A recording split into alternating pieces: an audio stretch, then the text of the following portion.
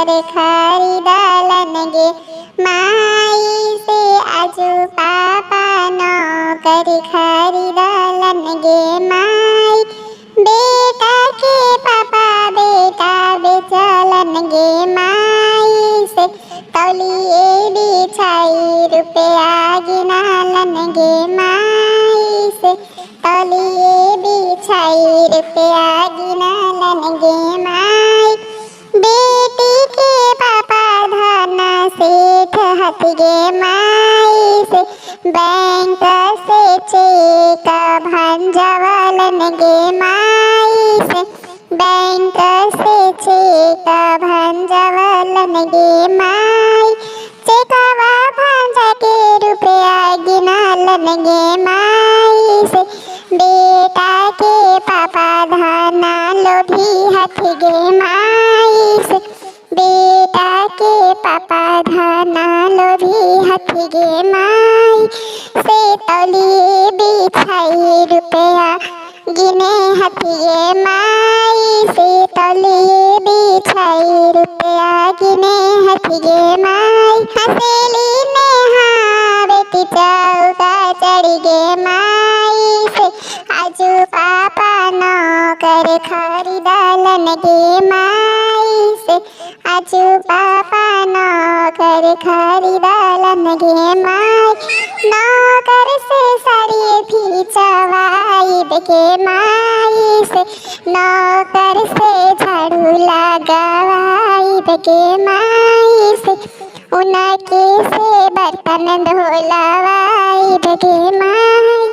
ऊंची दुआरिया के नीचे बाके वाड़िया हो शंकर लागल के वाड़े लाला शंकर लागल के वाड़े लाला। वही पीछे आवला ना दुल्हा कवन दुल्हा अटकल माउरिया के लार ए लाला अटकल माउरिया के लार ए लाला। तनि सानी दियावा देखावाई अनजानो शुभवा अटकल माउरिया के लार ए लाला अटकल माउरिया के लार ए लाला। कैसे ने दियावा दिखाई अनजानो दुल्हा कैसे में दियावा दिखाई कवन दुल्हा। भरल बाड़े ससुर के लोग लाला भरल बाड़े ससुर के लोग लाला।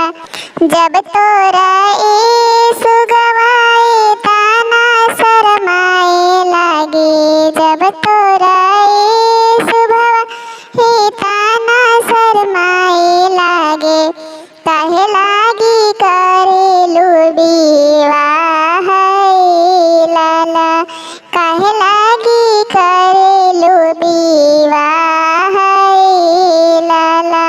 हमरा ही पापा जी के एताना सरधवा हो हमरा ही पापा जी के एताना सरधवा हो सरधा लागी करेली विवाह लाला सरधा लागी करेली विवाह लाला।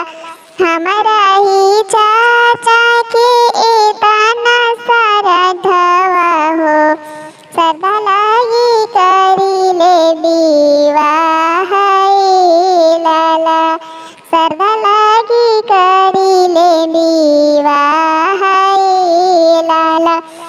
ऊंची दुआरिया के नीचे बाके वाड़िया हो शंकर लागल के वाड़े लाला शंकर लागल के